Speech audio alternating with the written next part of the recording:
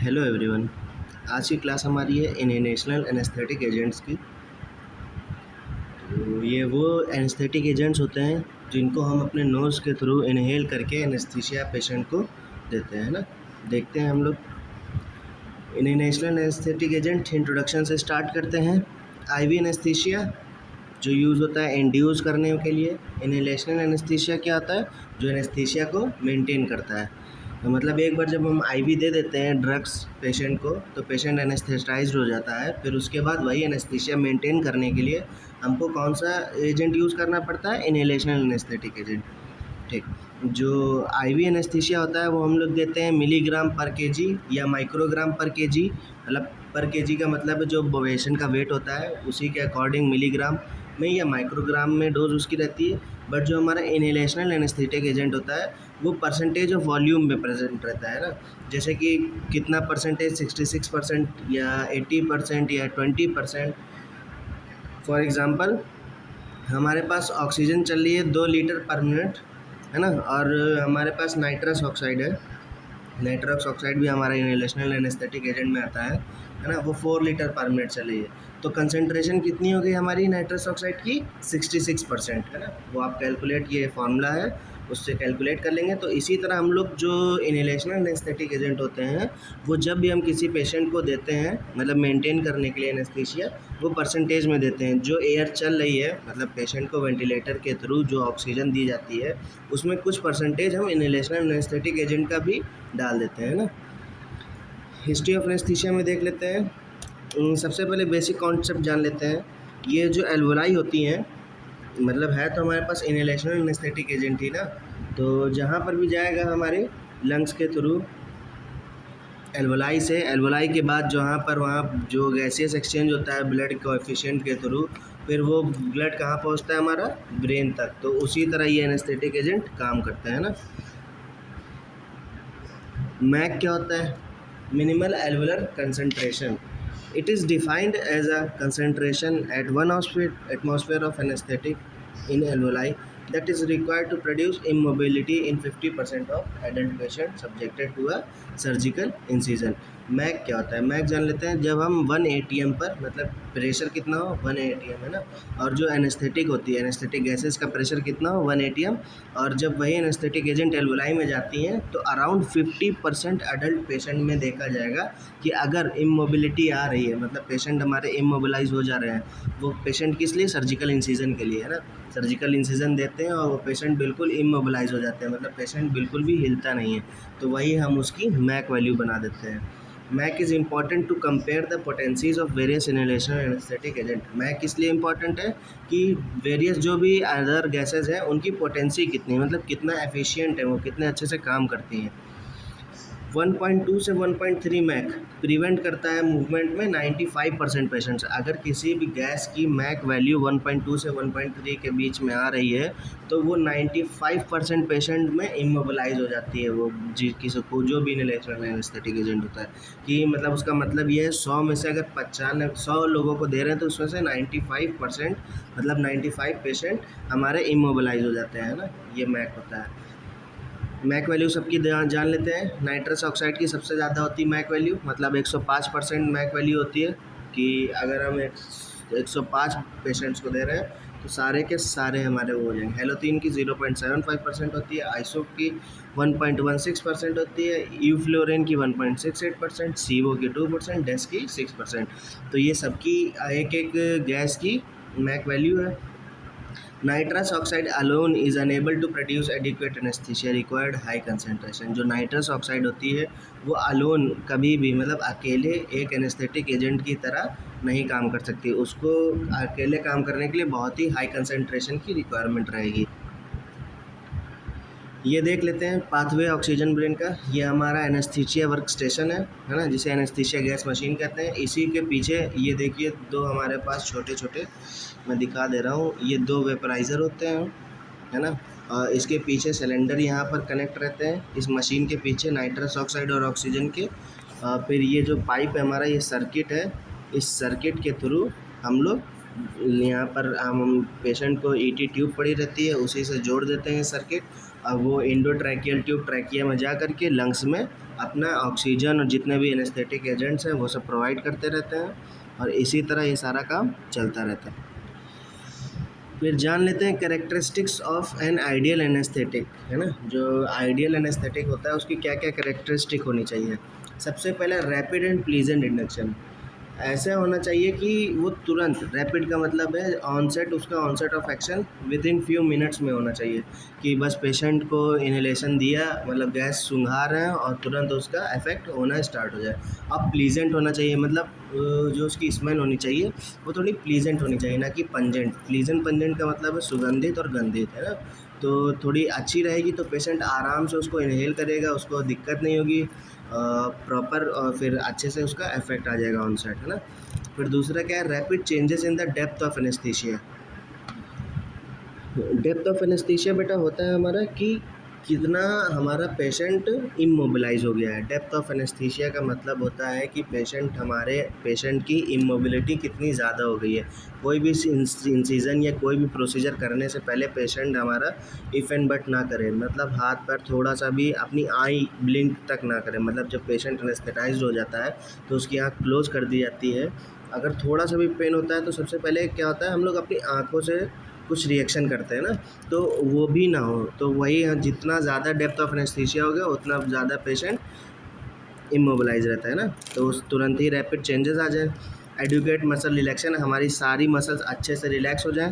सारी का मतलब है सिर्फ स्केलेटल मसल्स, ना कि कार्डियक और स्मूथ मसल्स, है ना। अगर कार्डियक मसल हमारी रिलैक्स हो जाएंगी तो फिर हार्ट पंप नहीं करेगा, ब्लड ऑर्गन्स तक नहीं पहुंचेगा और फिर पेशेंट की डेथ हो जाएगी। फिर क्या है, wide margin of safety. Safety को भी हम लोग अच्छे से ध्यान में रख करके सारी चीज़ें करनी होती हैं। मान लीजिए कि हम पेशेंट को इतना ज़्यादा मसल रिलैक्स कर दें कि बाद में हम उसको रिवर्सल दिए जा रहे हैं बट उसका कोई इफेक्ट नहीं आ रहा, तो वो सारी चीज़ें भी हमको देखनी है। फिर क्या है, एब्सेंस ऑफ अ टॉक्सिक या एडवर्स इफेक्ट। किसी भी तरह का एडवर्स इफेक्ट नहीं होना चाहिए इनहेलेशनल एनेस्थेटिक एजेंट्स का, है ना। तो ये आइडियल एनेस्थेटिक एजेंट्स की प्रॉपर्टी होती है, कैरेक्टरिस्टिक होती है, ठीक है।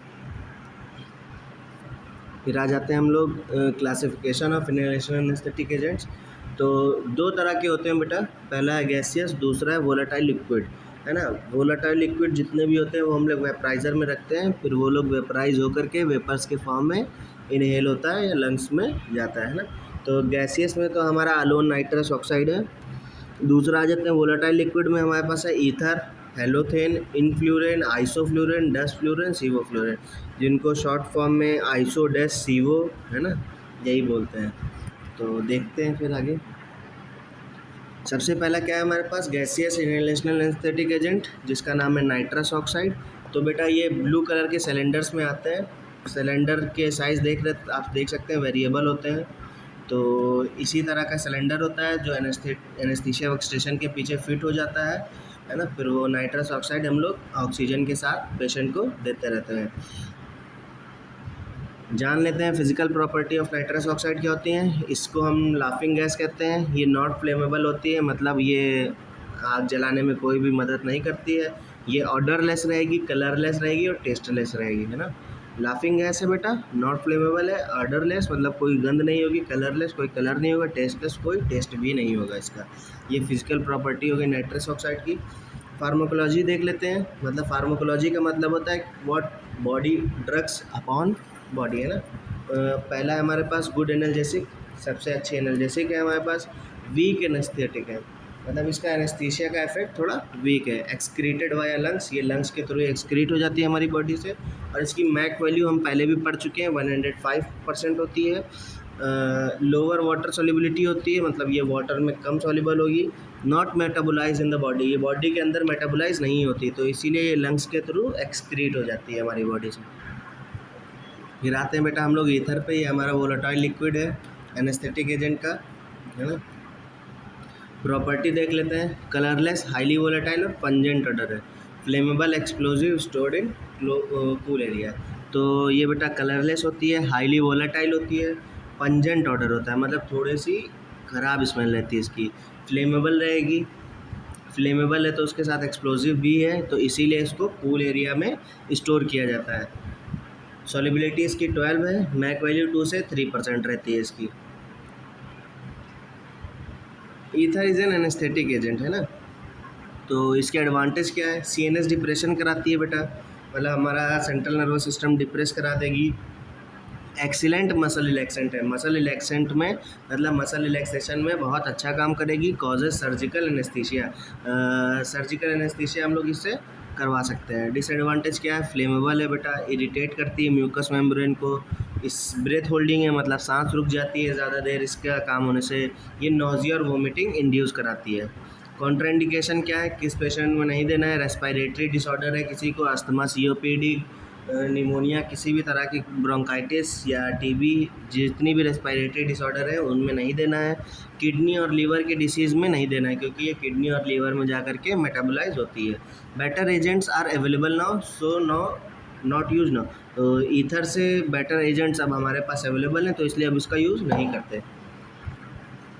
हेलोथेन, हेलोथेन बेटा हमेशा रेड कलर के वेपराइजर में जाता है ना। तो हेलोथेन का केमिकल नेम है 2-ब्रोमो 2-क्लोरो 1,1,1 ट्राईफ्लोरो इथेन। ठीक है, हेलोथेन का फिर से एक बार मैं केमिकल नेम बता दे रहा हूँ, 2-ब्रोमो 2-क्लोरो 1,1,1 ट्राईफ्लोरो इथेन, है ना। ये सिंथेसाइज हुआ था 1951 में। Most potent inhalational anaesthetic agent है, सबसे ज़्यादा पोटेंसी किसकी है? हेलोथेन की। क्योंकि उसकी मैक वैल्यू सबसे कम 0.75% है। It has low blood gas solubility coefficient of 2.5, मतलब जो ब्लड गैस सॉल्युबिलिटी है उसका कोएफिशिएंट बहुत कम है तो इसलिए सॉल्युबिलिटी बहुत ज़्यादा हो जाएगी। दस induction of anaesthesia is relatively rapid, जिसकी वजह से एनेस्थीसिया का इंडक्शन रिलेटिवली रैपिड हो जाता है, मतलब तेज़ हो जाता है। फिर देख लेते हैं हेलोथेन के डोज और administration. The induction dose varies from patient to patient, the maintenance dose varies from 0.5 to 1.5%। Induction dose बेटा पेशेंट्स टू पेशेंट वेरी करती है, हर एक पेशेंट में अलग अलग रहती है, बट मेंटेनेंस डोज होती है वो हमारी 0.5 से 1.5% तक रहेगी। हेलोथेन में भी एडमिनिस्टर्ड विद आइदर ऑक्सीजन और a mixture of oxygen and nitrous oxide. Halothane हम या तो ऑक्सीजन के साथ मिक्स करके दे सकते हैं या तो ऑक्सीजन और नाइट्रस ऑक्साइड के मिक्सचर के साथ दे सकते हैं। फिर इनफ्लूरेन देख लेते हैं जिसकी मैक वैल्यू 1.68% रहती है। पोटेंट कार्डियोवास्कुलर डिप्रेसेंट है हमारा, स्वीट और एथरल ऑर्डर है। Generally do not sensitise the heart to catecholamine, ये सेंसिटाइज नहीं होगा हार्ट से कैटाकोलामीन के लिए। Seizure occurs at deeper level, अगर हम इनफ्लोरेन डीपर लेवल पर देते हैं तो उसकी वजह से सीजर्स भी आ सकते हैं। Contra indicated in epileptics, epileptics एक ऐसी बीमारी होती है उसमें हम लोग कॉन्ट्राइंडिकेशन रखते हैं इनफ्लूरेन का। Constant in renal failure due to fluoride, इसमें बेटा फ्लोराइड की वैल्यू ज़्यादा रहती है इसलिए रेनल फेलियर मतलब किडनी के जिनको किडनी की प्रॉब्लम रहती है उस पर नहीं देना चाहिए। फिर आते हैं हम लोग आइसोफ्लोरिन पे। आइसोफ्लोरिन की प्रॉपर्टी देख लेते हैं। आइसोमर्स ऑफ इनफ्लोरिन, इनफ्लोरिन का ये आइसोमर है, ये कार्सिनोजेनिक है, अभी तक अप्रूव नहीं हुआ है बट इसके यूज़ से थोड़ा सा प्रॉब्लम होने लगती है। Colourless volatile liquid pungent order, ये बेटा कलरलेस है, वोलाटाइल लिक्विड है बट थोड़ा सा इसका पंजेंट ऑर्डर रहता है। स्टेबल है, मतलब ये पेशेंट को स्टेबल लगती है। नॉट प्रिजर्वेटिव है, मतलब प्रिजर्वेटिव नहीं है, जैसे खुलता है पैकेट इसका तुरंत यूज़ कर लेना चाहिए। और ये नॉन फ्लेमेबल है इसलिए ये एक्सप्लोजिव भी नहीं होगी। एडवांटेजेस और डिसएडवांटेजेस देख लेते हैं बेटा। रैपिड इंडक्शन एंड रिकवरी रहेगी, मतलब पेशेंट तुरंत ही रैपिड में इंड्यूस भी हो जाएगा तुरंत और तुरंत ही रिकवर भी हो जाएगा इसके यूज़ से। लिटिल रिस्क ऑफ हेपेटिक और रेनल टॉक्सिसिटी, इसकी वजह से थोड़ा बहुत हेपेटिक और रेनल मतलब किडनी और लीवर में प्रॉब्लम आ सकती है। कार्डियोवास्कुलर स्टेबल रहता है हमारा, मतलब हमारा हार्ट सब एकदम स्टेबल रहेगा। मसल रिलैक्सेशन के लिए बहुत अच्छा है ये। डिसएडवांटेज देख लेते हैं। पंजेंट ऑर्डर है और कोरोनरी वैसोडाइलेशन करा देता है जिसकी वजह से हमारा बीपी लो हो जाएगा। ठीक, बस इतनी सी एक आइसो की वो रहती है कि ये हमारा बीपी लो करवा देता है। सीवो का देख लेते हैं। प्रॉपर्टी सबसे नई न्यू ड्रग है, मतलब रिसेंटली डिस्कवर हुई है। नॉन फ्लेमेबल है, प्लीजेंट स्मेल है, मतलब इसकी स्मेल किसी भी तरह से पंजेंट नहीं है। अब मैक वैल्यू कितना है इसका? 2% है। स्टेबल है, मतलब पेशेंट हमारा एनेस्थीसिया के दौरान स्टेबल रहेगा। Low blood gas partition coefficient है जिसकी वजह से फास्टर इक्विलिब्रियम होगा और रैपिड इंड्यूस हो जाएगा पेशेंट। नॉन इरिटेंट है तो जिसकी वजह से भी इंडक्शन हमारा फास्टेस्ट रहेगा। फिर सीवोफ्लोरिन के इफेक्ट क्या होते हैं? रेस्पिरेटरी में नॉन इरिटेंट है और रेस्पिरेटरी डिप्रेशन करा देता है। CVS मतलब cardiovascular system, same as isoflurane, slightly lower effect, मतलब आइसो की तरह इसमें भी थोड़ा सा लोअर इफेक्ट रहता है। सीएनएस में हेलोथेन और आइसोफ्लोरिन की तरह सीएनएस डिप्रेशन करा देगा।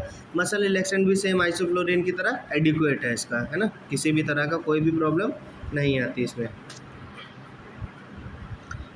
फिर आते हैं हम लोग डेस्फ्लूरिन पे। मैक वैल्यू उसकी 6% है। It is delivered through a special vaporizer. It is popular anesthetic agent of day care surgery. ये हमारा डे केयर सर्जरी के लिए बहुत ही इंपॉर्टेंट एनेस्थेटिक एजेंट है, बहुत ही पॉपुलर एनेस्थेटिक एजेंट है।